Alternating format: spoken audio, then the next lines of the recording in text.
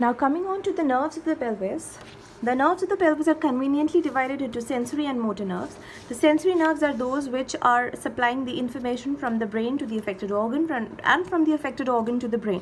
So at present we are not interested in the sensory nerves. Our focus of interest is on the motor nerves, which are further divided into the somatic, skeletal, or the nerves which are supplying the voluntary muscles, and the autonomic nervous system, which is supplying the involuntary muscles or the visceral organs.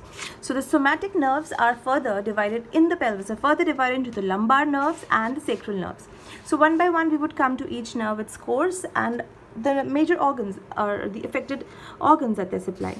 The iliohypogastric, ilioinguinal, genitofemoral nerves are all the anterior division of L1 and L2.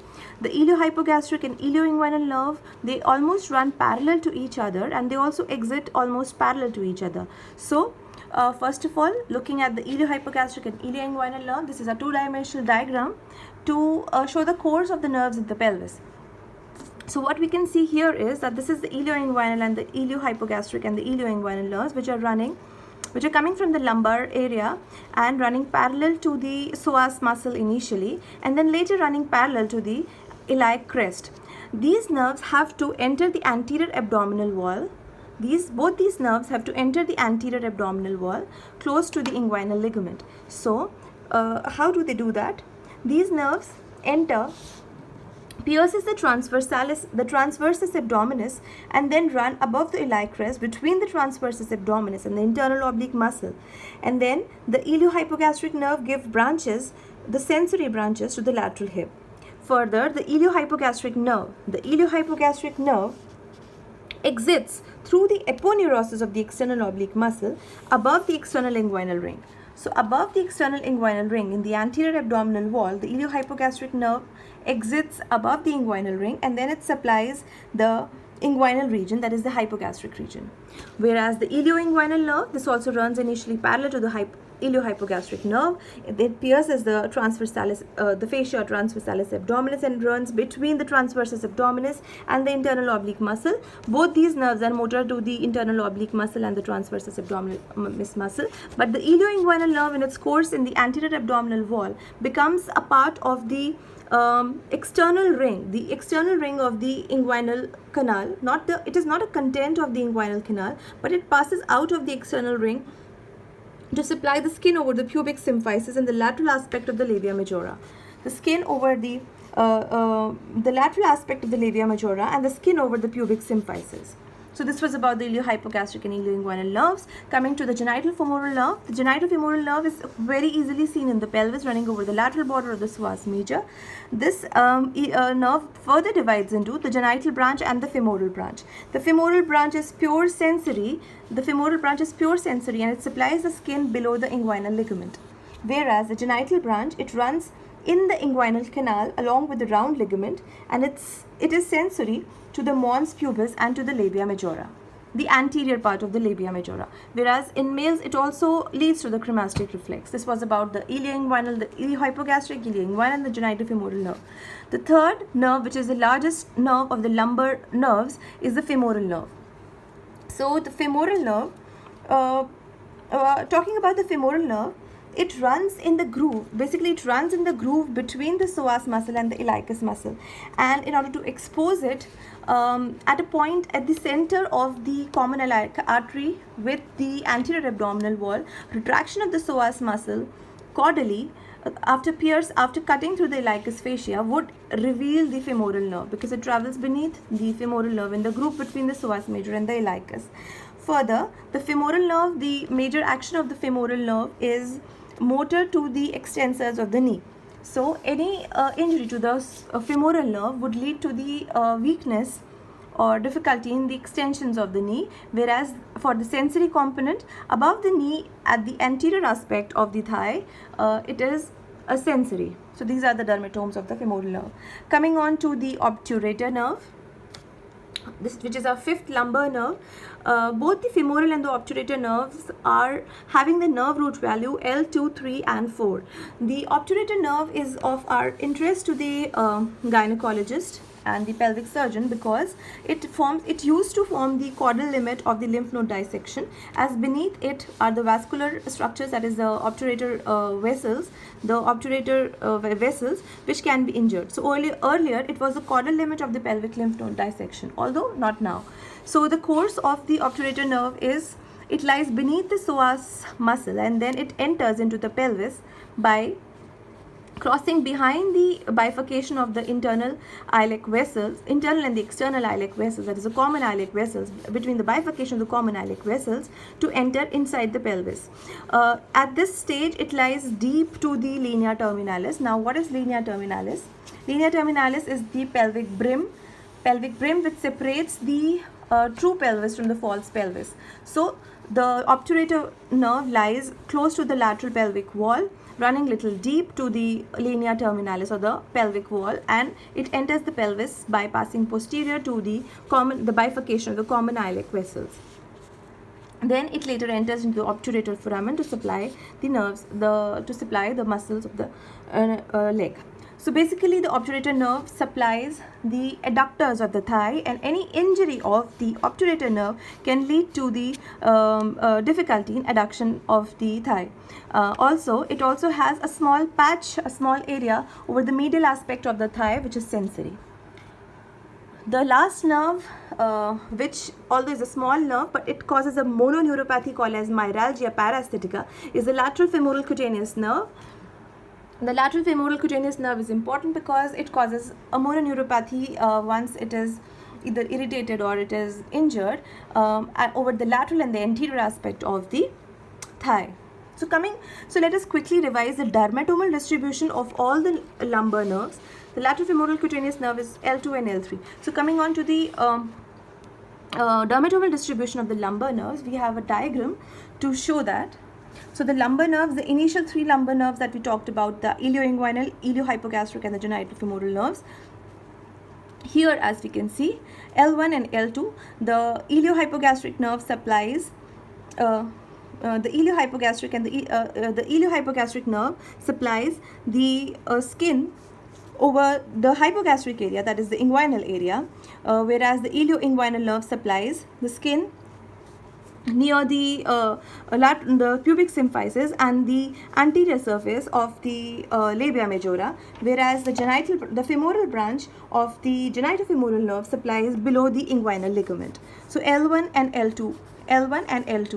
This is the area which is being supplied by iliohypogastric, ilioinguinal and genitofemoral nerves in common. Separately we have already seen. Now coming on to the femoral nerve, that is L2, L3 and L4, as we can see, is the anterior aspect above the knee mainly. Coming on to the obturator nerve, it has a small patch of sensation over the medial aspect of the thigh.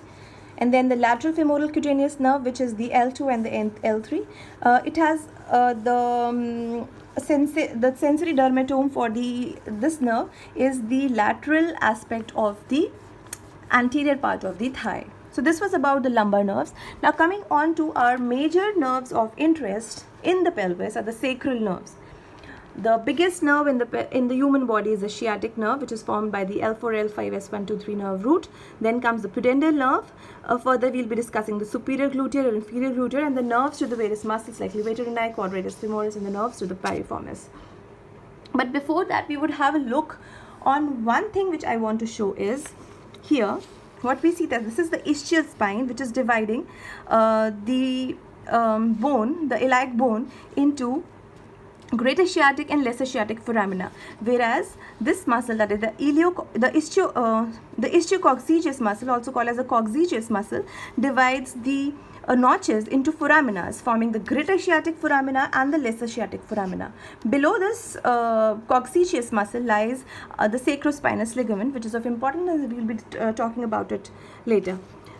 This muscle that we see here, which is covering the major part of the greater sciatic foramina, is the piriformis muscle, and it exits through the greater sciatic foramina to get inserted in the greater trochanter of the femur and acts as a lateral rotator of the thigh. So the piriformis muscle is dividing the greater sciatic foramina into the suprapiriformic space and the infrapiriformic space. As we can see here is, this is the piriformis muscle, this is the ischial spine, and this whole is the greater sciatic foramina through which numerous neurovascular structures are passing.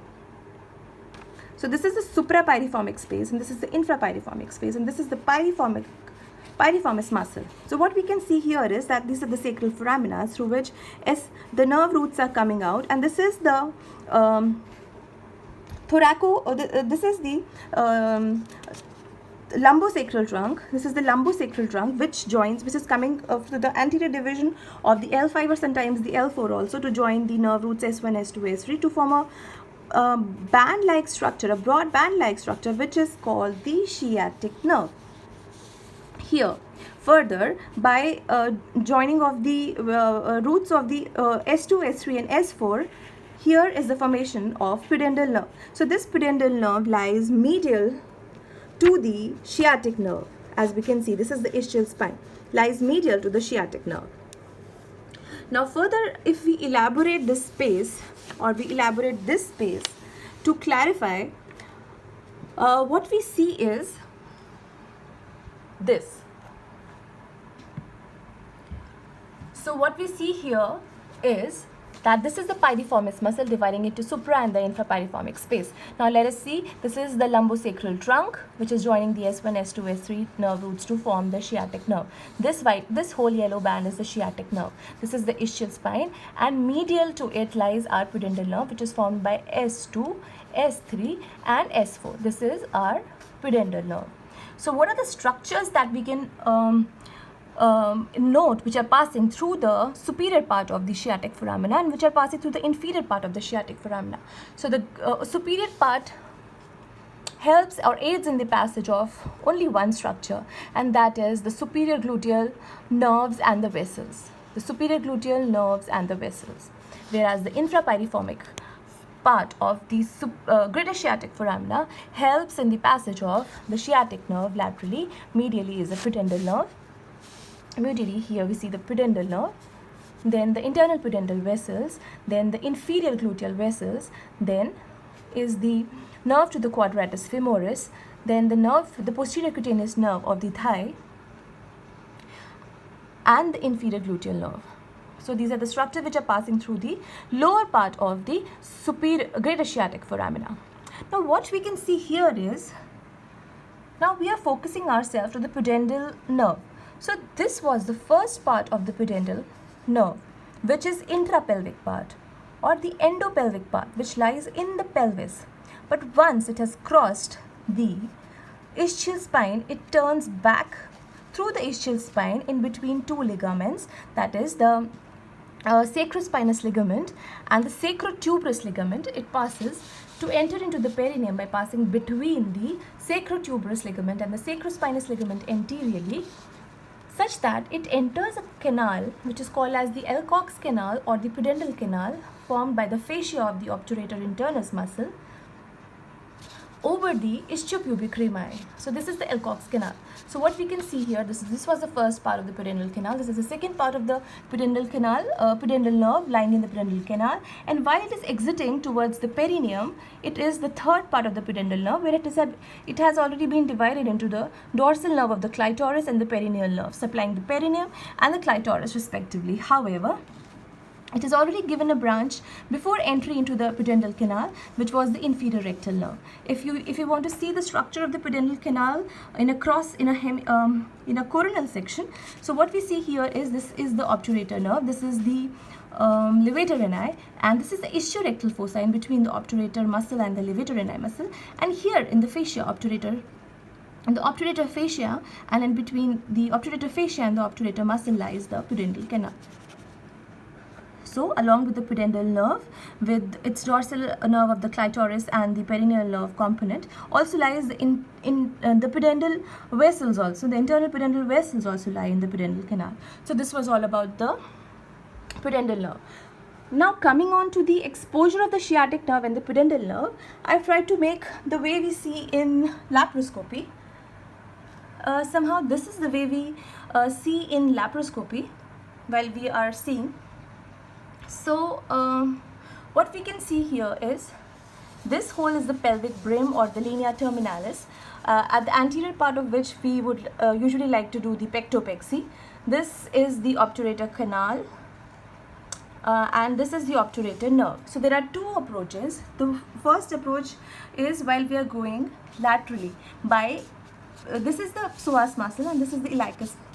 This is the iliopsoas. So basically the original position of the external iliac vessels was this, that is over the psoas muscle, and below is the pelvic brim or the linea terminalis or the iliopectineal ligament.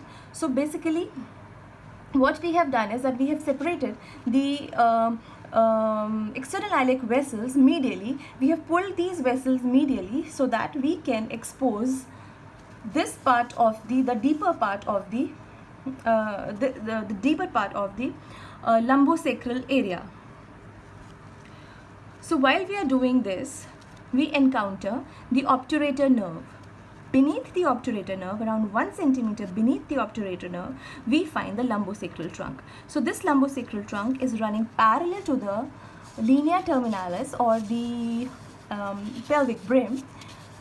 It is running parallel to it, but deeper to the obturator nerve after the external iliac vessels have been medialized towards the lateral pelvic wall. We would find this. So also what we have done here is that the presacral fascia has been separated from the mesorectal fascia, and the nerve roots, the sacral nerve roots, have been exposed by incising the hypogastric sheath. So in this figure, joining of the lumbosacral trunk with the S1, S2 and S3 nerve roots would form the sciatic nerve, which is below this. Another way to approach the sciatic nerve or the pudendal nerve here, this is the ischial spine, would be to start from the obturator nerve through the pectineal ligament, start through the obturator nerve, and then moving dorsally and deeper, we would find the directly the sciatic nerve near the ischial spine, because the ischial spine is identified by the white line. The ending of the white line near a little deeper to it is our ischial spine, and near it would be the sciatic nerve and the pudendal nerve. The both have to cross outside the pelvis. The sciatic nerve has to go to the leg, whereas the pudendal nerve has to again come back to the perineum by crossing from the iliac spine to the lesser sciatic foramina and then the perineum. So this was about the anatomy and the exposure. So what can happen if these nerves are injured?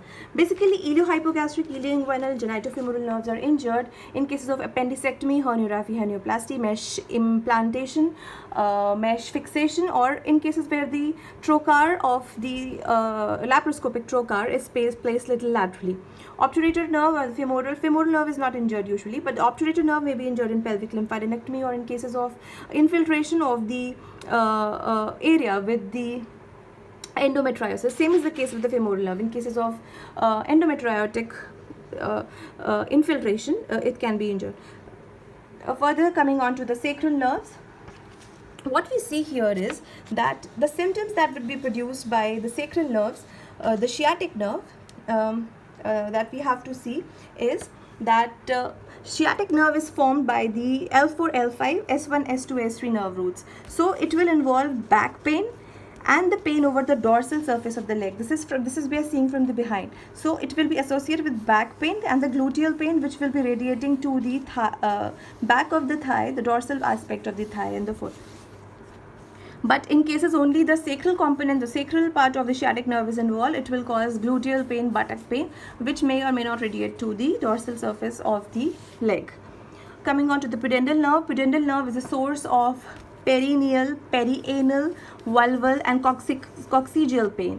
So this is isolated pudendal nerve pain, and earlier what we talked about the symptoms were isolated sciatic nerve pain. So in cases the sciatic nerve only is infiltrated, compressed, fibrosed or post surgery, there will be typical sciatic nerve syndrome symptoms, whereas if the pudendal nerve is injured or infiltrated or due to vascular effect or mass effect, or in cases of hemorrhage or abscess in the ischiorectal fossa, or due to fibrosis of the pudendal canal, if it is injured or affected, then it will cause pure pudendal symptoms, which is coccygodynia, perianal pain, perineal pain, vulval pain. Whereas if the if the nerves are affected, that is called as truncular pain, and if the nerve roots are affected, it is called as radicular pain. So the radicular pain could be combined pudendal or sciatic, or it could be isolated. Although the isolated pain is rare, but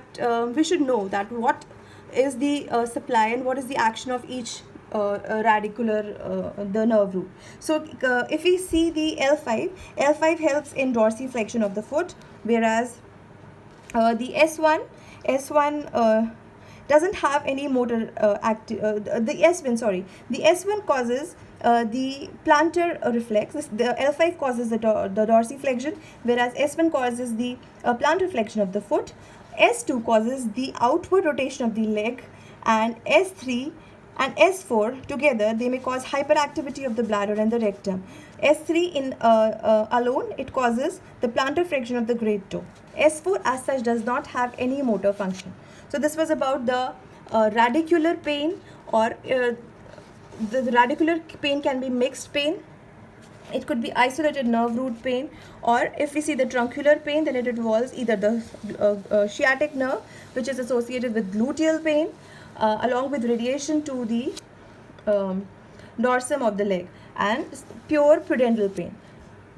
Also, in cases when the affection is bilateral, it may also affect the external urethral sphincter and the external sphincter of the anus, and it may also affect the bladder and the bowel functions, like feeling of hesitancy of urination, feeling of rectal pain, feeling of foreign body in the rectum or in the bladder. So all these pain may be associated with isolated nerves impingement. So this was about a brief idea about the somatic or the skeletal or the red muscles of the pelvis. In the next section, we would like to see the autonomic nervous system and how does it affect the bladder, the rectum, the uterus, the cervix, the vagina, the ureter. Thank you.